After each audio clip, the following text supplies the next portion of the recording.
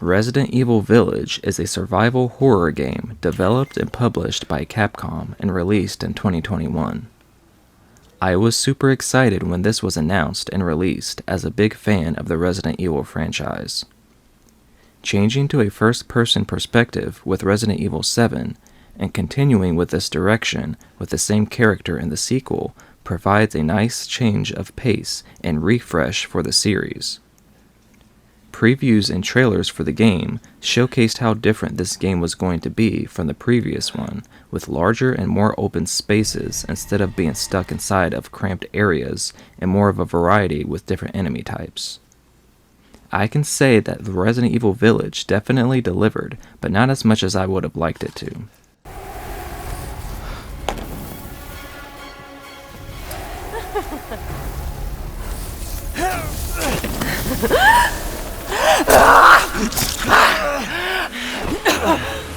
Mother said stale, but I think you're delicious. 3 years after the terrible nightmare of events of Resident Evil 7, Chris Redfield is able to relocate Ethan and Mia Winters to a secluded area up in the mountains of Europe to raise their newborn daughter, Rosemary. Life is seemingly going great in Ethan's eyes, up until one night Chris and his team assassinate Mia and capture both Rosemary and Ethan. The escort vehicle crashes somehow, and Ethan wakes up from his daze, mad and confused. Determined to find Rosemary and get answers from Chris about his wife's murder, Ethan treks through the snowy hills until he stumbles upon a strange, foreboding village where he must use his survival skills that he has learned from his previous adventure to find the answers he seeks.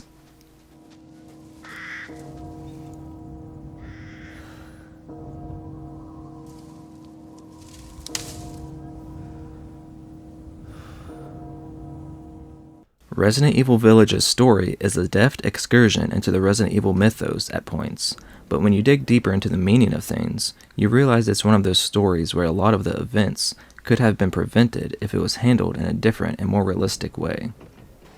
Some revelations also bear that typical Resident Evil flair, where sometimes less is more, by the game trying to connect dots within the series in such a way that it makes it seem forceful and unnatural. All in all, everything is cohesive and wraps up in an intriguing way, and it's endearing that the game heavily relies on previous entries and uses the lore as a standing ground to make things make sense, considering how problematic the narrative of Resident Evil can get. The girl recalled Mother's scary bedtime tales, and her throat became bone dry. Then the Bat Lord appeared. He greeted her warmly and bit his own wing.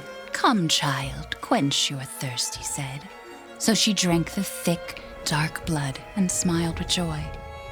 If you are familiar with Resident Evil's core gameplay, or specifically how Resident Evil 7 played, then you'll feel right at home with Resident Evil Village. The game plays from a first-person perspective, so the action is always in your face. As Ethan, you can run around and collect different items that benefit you by providing health or by providing ammunition for your weapons to take down enemies. At times, you will find key items that have specific uses, like a key for a door or a peculiar item that may be used for a puzzle, even though all of the puzzle elements of the game are rudimentary. Ethan can guard by putting his hand up over his face, which makes him take less damage, and now Ethan can even push enemies away, which may give you a couple of extra seconds to react to the given situation.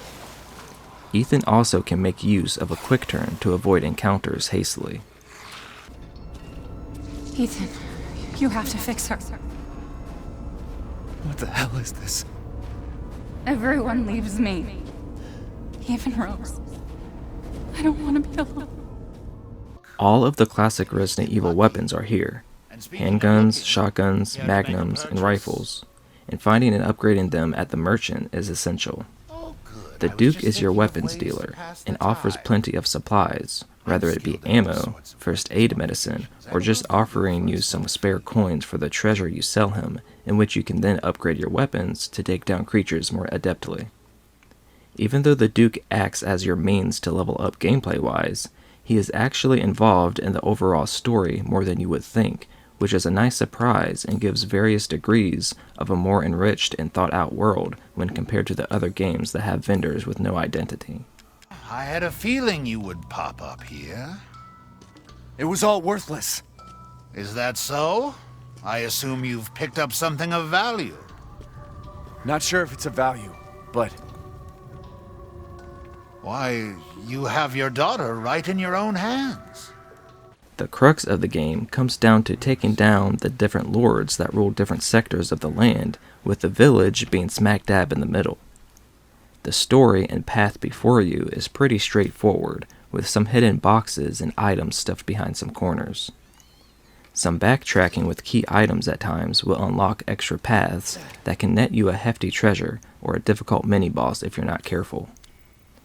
Notes and lore bits are scattered around to flesh out the world and characters, and give meaning behind everything that is transpiring. Between all of these things lie the numerous enemy types that will give you different challenges in overcoming their attacks. Whether it be a large, fast-moving lichen brute that will claw you until you're face down in the dirt, or a few flying mutants that swoop down on you from all sides and chip away your health.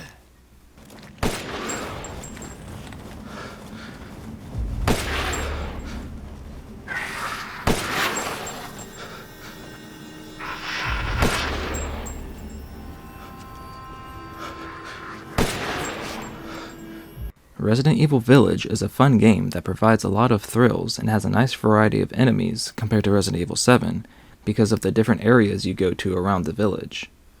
Some areas of the game are actually quite breathtaking from an art design wise, especially some areas in the village itself.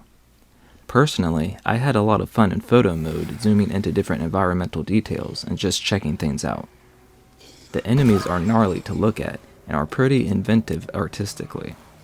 One specific place in the game alone will go down as one of the scariest places in Resident Evil history. The atmosphere and kinetic energy that this area provides is unmatched and easily proves to be the highlight of the entire game.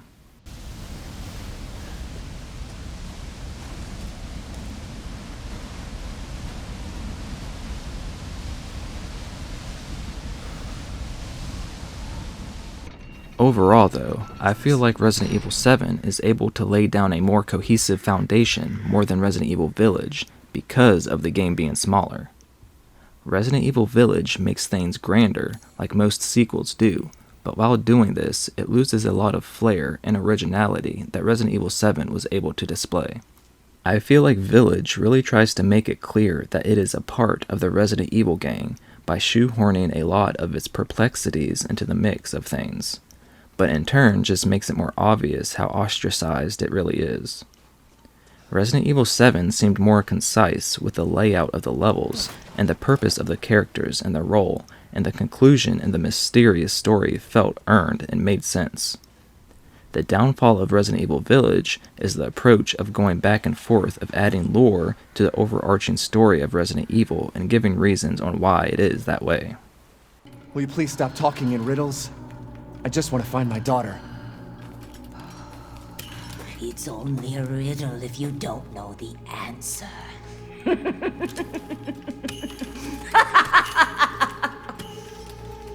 Wait a second. That looks familiar. Hey, wait! I know Resident Evil isn't classified as entirely horror nowadays, but if you think of Resident Evil, there's definitely a certain horror vibe that blankets it. One reason why Resident Evil 6 is considered one of the worst Resident Evils is because of how action-oriented it was. Well, that and how haphazard the story was. I feel like Resident Evil Village falls under the same bill. The game is fun, but when I pick it up and expect to play a Resident Evil game, it just doesn't provide me with those aspects that make Resident Evil Resident Evil. It has a more action-oriented approach. It feels very theme parkish because you travel to different sections around the village, and those sections feel very walled off from one another, like you are going to a completely different area. While Resident Evil 7 feels like a total complete package when it comes to the world, Resident Evil Village feels divided in almost every area you go to, which honestly gives it a stunted identity.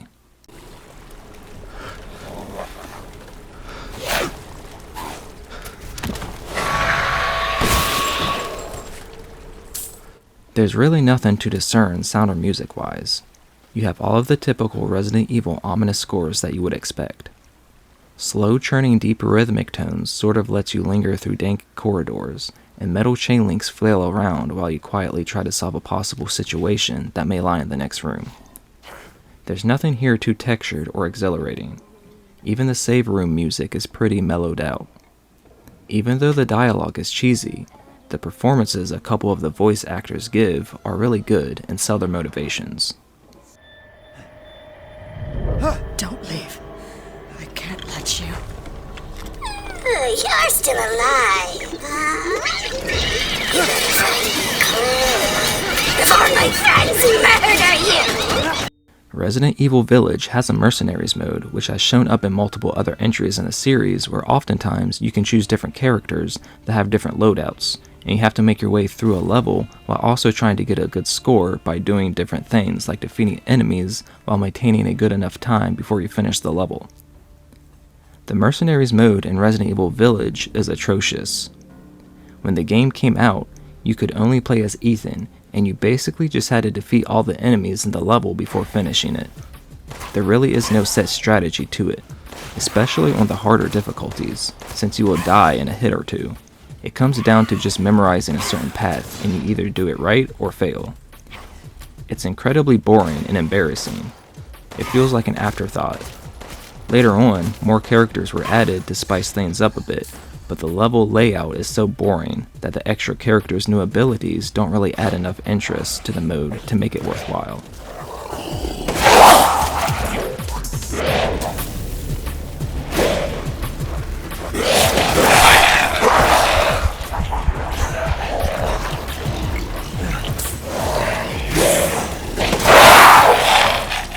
The Mercenaries mode upgrade with the new characters was a part of a DLC that included a third-person mode for the entire game of Resident Evil Village, and a short story expansion called Shadows of Rose. I know some people really liked the third-person viewpoint for the game because either the first-person perspective made them sick, or they thought it was a more interesting way to explore the game. Since the game was built to be played in first person, I felt experiencing it from this new perspective was super jarring, but I won't knock it for trying new things out, especially if it can help players get into the game. Shadows of Rose is pretty solid without spoiling anything, but it leaves much to be desired. It puts a nice finishing touch on the story of Resident Evil Village, though.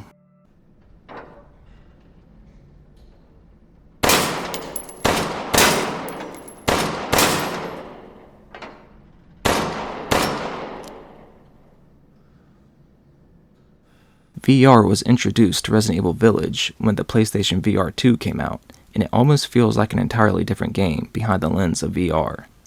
Since you are controlling Ethan's hands separately, there's a lot of new things you can do, like being able to throw knives and having to actually reload the weapons. I felt like the transition to VR with Resident Evil 7 was underwhelming, because it felt like you were just looking at everything through a fisheye lens. None of the scary moments felt alarming because it wasn't up in your face. With Village, though, the enemies move fast and you have to constantly be on your guard.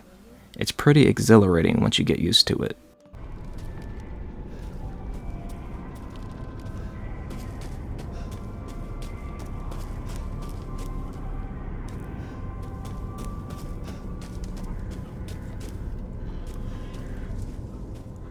Resident Evil Village has a lot to it that automatically makes it interesting because there's a lot to pick apart. It has really distinguished itself from the pack because of this. I feel like the essence of Resident Evil Village isn't as satisfying as I would want it to be because of the absence of the core Resident Evil fundamentals. Village seems to not be able to fully grasp onto anything concrete when it comes to its story, and relies heavily on ricocheting off of past games to try to be something interesting, only to end up feeling disorderly and unsystematic. The action-packed game is fun by having some nice fighting segments and cool weapons to use against the variety of enemy types, but it hardly feels like a Resident Evil game.